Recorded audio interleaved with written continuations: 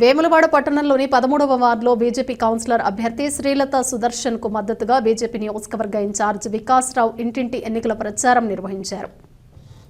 ఈ సందర్భంగా ఆయన మాట్లాడుతూ రాబోయే మున్సిపల్ ఎన్నికల్లో కమలం గుర్తుపై ఓటు వేసి శ్రీలత సుదర్శన్ భారీ మెజారిటీతో గెలిపించాలని ప్రజలను కోరారు.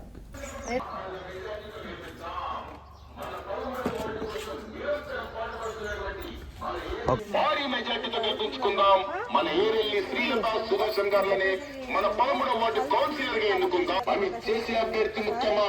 అలాగే మేము బీజేపీ పార్టీ తరఫున కౌన్సిలర్ అభ్యర్థిగా పోటీ చేస్తున్నాం. ఇందులో మీరు గమనించవలసింది ఏంటంటే ఎంబీఏ పీజీ నేను చదువుకున్న వ్యక్తిని. ఏ సమస్యల కోసమైనా మున్సిపాలిటీలో మాట్లాడే అవకాశం ఉంది నాకు.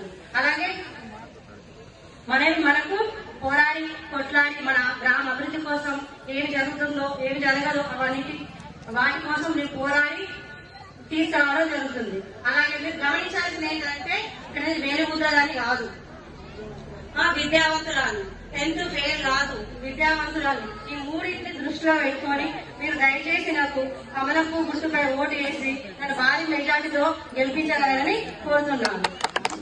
భారత్ మాతాకి రాంపల్లి కానీ, కోనాయిపల్లి, షాద్రాజ్పల్లి ఇవన్నీ కూడా మున్సిపాలిటీలో కలిపినప్పటికీ కూడా మరి ఏ మాత్రం కూడా మీకు దానికి అవసరమైన మౌలిక సదుపాయాలు ఏవి కూడా ఏర్పాటు చేయలేదు.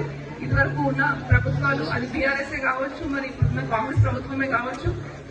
మరి ఈసారి మీరందరూ కూడా మరి అవగాహనతో ఉండి మరి బీజేపీ పార్టీ ద్వారానే అభివృద్ధి అనేది సాధ్యం కాబట్టి నరేంద్ర మోడీ గారి నేతృత్వంలో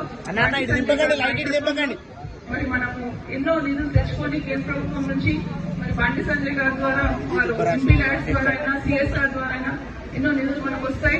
మరి ఇదివరకు చెప్పినట్టు అమృత్ స్కీమ్ ద్వారా కూడా మరి దాంట్లో కనుక మన వేములవాడ మున్సిపాలిటీ దాంట్లో కనుక చేర్పిస్తే, మనం కనుక ఇక్కడ గెలుచుకుంటే వేములవాడ మున్సిపాలిటీ అమృత్ స్కీమ్ లో వస్తే కనుక ఎన్నో నిధులు వస్తాయి. చాలా అభివృద్ధి చేసుకోవచ్చు. ఇక్కడ రోడ్లు బాగు చేసుకోవచ్చు, మీకు పోల్ వేయించుకోవచ్చు, స్ట్రీట్ లైట్స్ కానీ, అండర్ గ్రౌండ్ డ్రైనేజ్ సిస్టమ్ కానీ ఎటువంటి మౌలిక సదుపాయాలు లేవు కాబట్టి అవన్నీ మనం చేసుకోవచ్చు. మరి మనం చూసుకుంటే రాష్ట్ర ప్రభుత్వం దగ్గర ఏమాత్రం కూడా నిధులు లేవు. ఇప్పుడు మీరు ఇదివరకే 2 సంవత్సరాల క్రితము వాళ్ళు ఇచ్చిన హామీలు ఏవైతున్నాయో ఆ పూటకపు హామీలని నమ్మి మీరు వాళ్ళు ఓటేసి మోసపోయినారు. మరి 2 సంవత్సరాలు అయింది. మరి మీరు అందరూ తెలుసుకున్నారు. మీ చేతి గుర్తుకి ఓటేస్తే అదే మీకు భస్మాసుర హస్తం లాగా తయారైంది. కాబట్టి మరి ఇప్పుడైనా కానీ మేల్కొని మీరందరూ ఈ మున్సిపల్ ఎలక్షన్స్ లో బీజేపీ పార్టీకి భారీ ఎత్తున మంచి మెజారిటీతోని కనుక అన్ని వార్డులో ఉన్న అభ్యర్థులను కూడా గెలిపించి మున్సిపాలిటీ ఈసారి బీజేపీ కనుక వస్తే మీకు అందరికీ అభివృద్ధి అనేది తెలుస్తుంది. మన దేశంలో మరి దాదాపుగా ఒక 4 తప్ప అన్ని రాష్ట్రాల్లో కూడా బీజేపీ ప్రభుత్వాలు ఉన్నాయి.